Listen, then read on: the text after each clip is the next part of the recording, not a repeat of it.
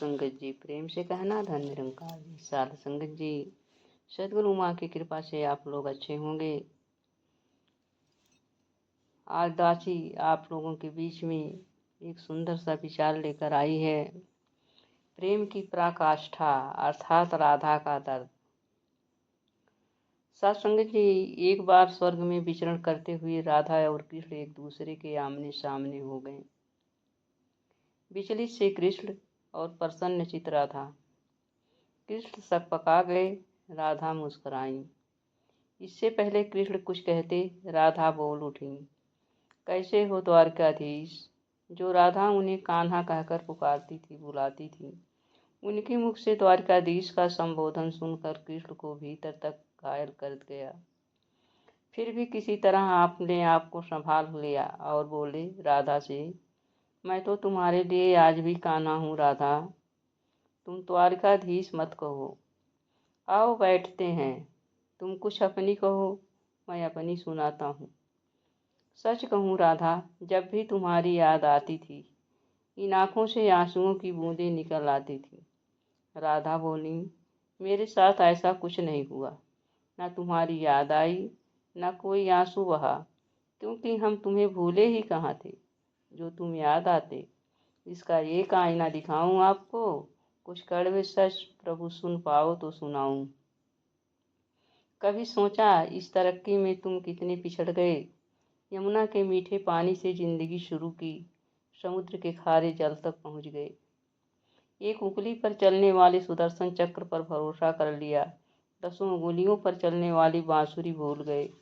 कान्हा, जब तुम प्रेम से जुड़े थे, जो उंगली गोवर्धन पर्वत उठाकर लोगों की रक्षा करती थी, वही एक उंगली पर सुदर्शन चक्र उठाकर विनाश के काम आने लगी। प्रेम से अलग होकर के ये आपको विनाश करवाने लगी। कान्हा और द्वारकाधीश में क्या फर्क होता है बताऊं। कान्हा होते तो तुम सुदामा के घर जाते, सुदामा तुम्हारे घर नहीं आता।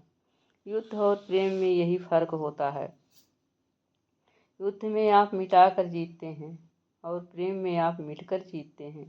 कान्हा, प्रेम में डूबा हुआ आदमी दुखी तो रह सकता है, पर किसी को दुख नहीं देता है। आप तो कई कलाओं के स्वामी हो, दूरदृष्टा हो, गीता जैसे ग्रंथ के दाता हो, पर आपने क्या निर्णय किया। पूरी सेना कौरवों को सौंप दी और अपने आप को पांडवों के साथ कर लिया। सेना तो आपकी प्रजा थी। राजा पालक होता है, रक्षक होता है। आप जैसा महाज्ञानी उस रथ को चला रहा था, जिस पर बैठा अर्जुन आपकी प्रजा को ही मार रहा था। अपनी प्रजा को मरते हुए देख आप में करुणा नहीं आई, आप में दया नहीं जागी, आप पिघले नहीं, क्योंकि आप प्रेम से शून्य हो चुके थे। आज भी धरती पर जाकर देखो, अपनी द्वारिकाधीश वाली छवि ढूंढते रह जाओगे।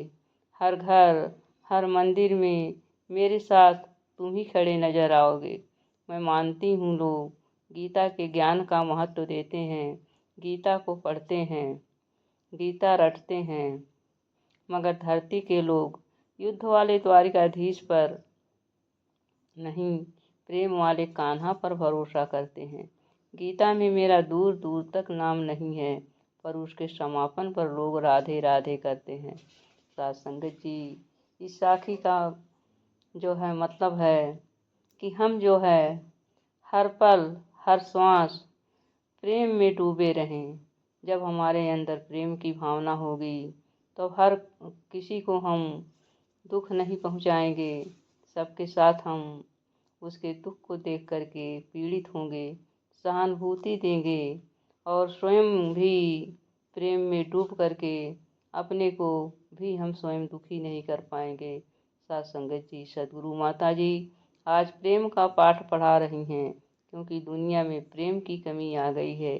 आइए हम इसी पराकाष्ठा वाली राधा के दर्द की तरह प्रेम का पाठ पढ़ें और प्रेम का पाठ पढ़ाएं। प्यार से कहना धन निरंकार जी।